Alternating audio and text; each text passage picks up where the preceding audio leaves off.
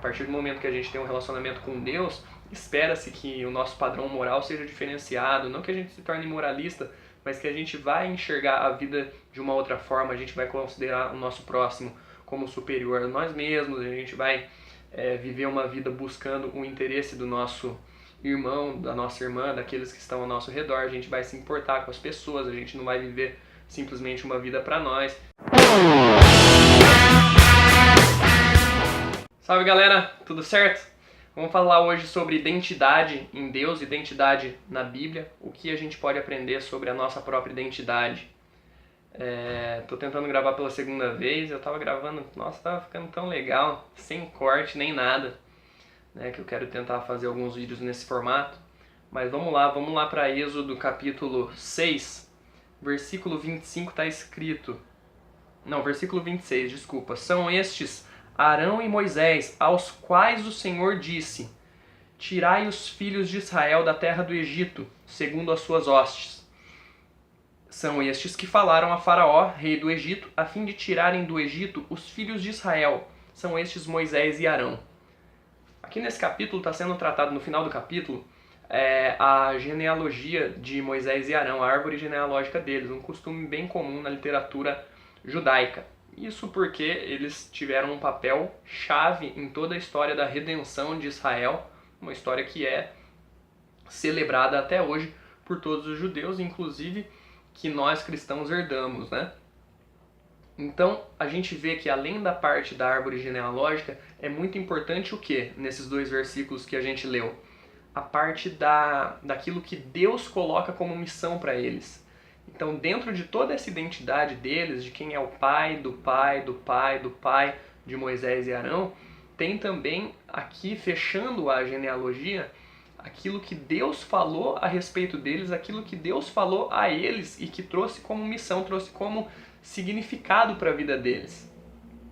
Quando a gente vai para o Novo Testamento, a gente tem espiritualmente talvez um peso até maior do que o próprio Moisés e Arão. Claro que historicamente não, mas se você for olhar espiritualmente, nós somos colocados como irmãos mais novos de Jesus, irmãos e irmãs mais novas de Jesus.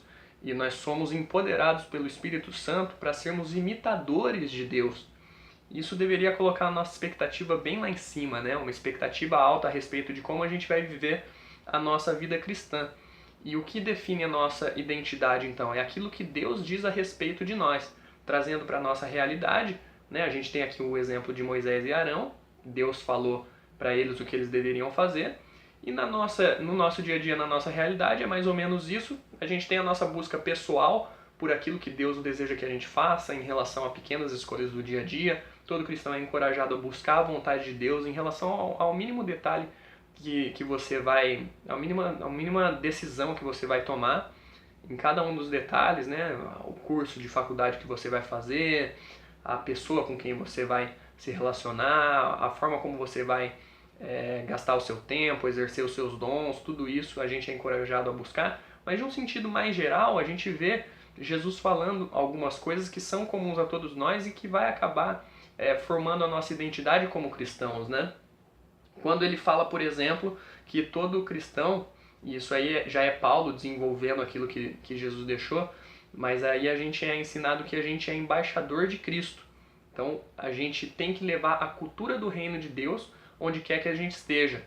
Ou seja, a gente vai até Jesus, a gente bebe da fonte, porque a gente não tem isso em nós mesmos, como eu disse, o Espírito Santo nos empodera, e a partir desse momento a gente, aprendendo de Cristo, a gente multiplica isso para o mundo. Não simplesmente através de palavras, através da pregação do Evangelho, que é claro, é essencial, sem a pregação não existe salvação, mas também acontece isso pelo nosso exemplo, pela nossa forma de viver e de mostrar para o mundo a cultura desse reino.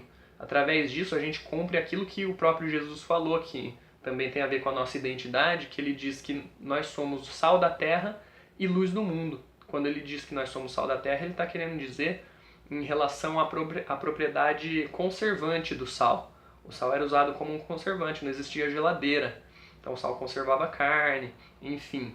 Então a gente precisa conservar esse mundo, livrar esse mundo da maldade. A partir do momento que a gente tem um relacionamento com Deus, espera-se que o nosso padrão moral seja diferenciado, não que a gente se torne moralista, mas que a gente vai enxergar a vida de uma outra forma, a gente vai considerar o nosso próximo como superior a nós mesmos, a gente vai viver uma vida buscando o interesse do nosso irmão, da nossa irmã, daqueles que estão ao nosso redor, a gente vai se importar com as pessoas, a gente não vai viver simplesmente uma vida para nós. Infelizmente isso acaba sendo quase utópico para alguns, porque a gente sabe que na prática o que a gente vê nas igrejas nem sempre é pregado nesse lado, né? A gente vê hoje uma questão, é tudo muito voltado para o eu, né?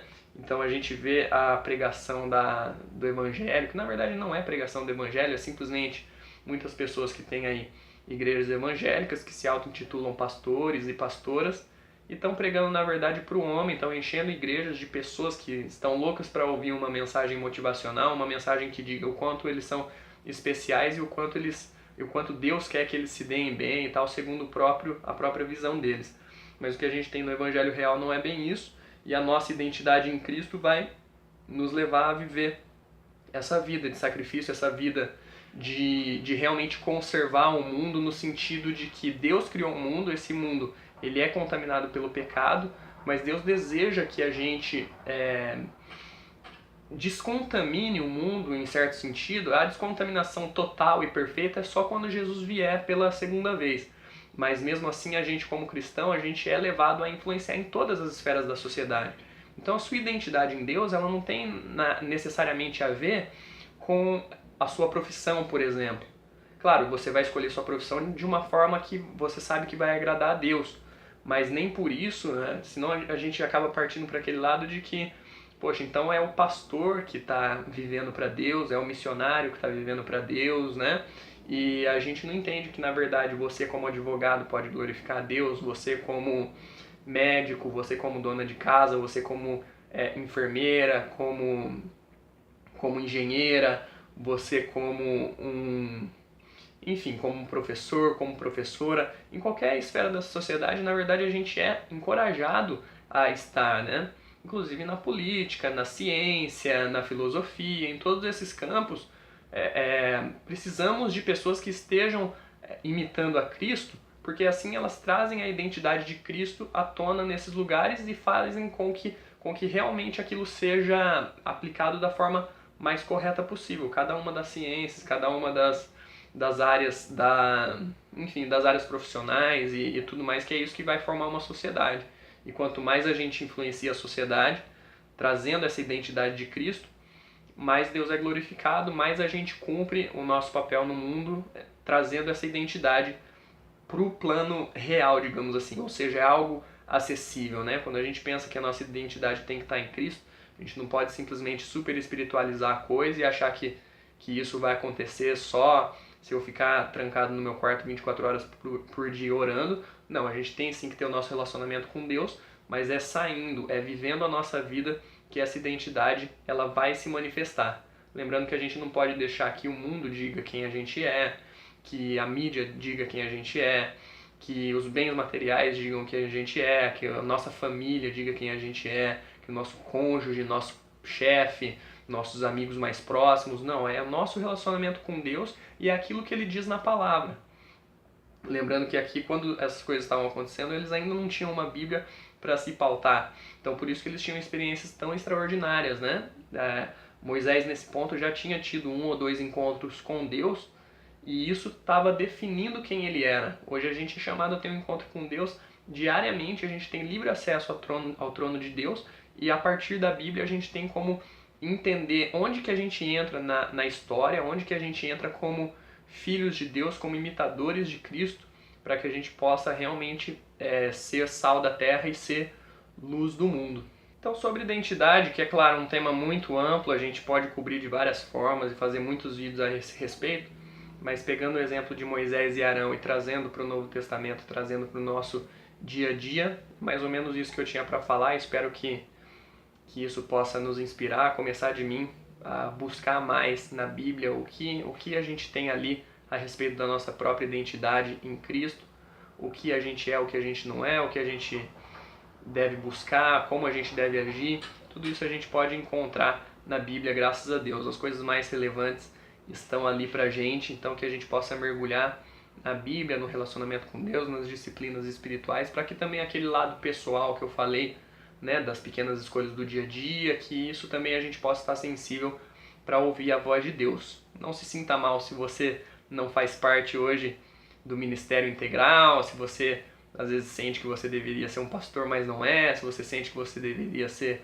um músico, mas ainda não é, simplesmente busque a Deus em primeiro lugar, porque o resto vai ser acrescentado. E se você curtiu o vídeo, curte aqui no botãozinho, compartilha com seus amigos, se inscreve no canal, acompanha as novidades e a gente se fala na próxima. Beleza? Valeu!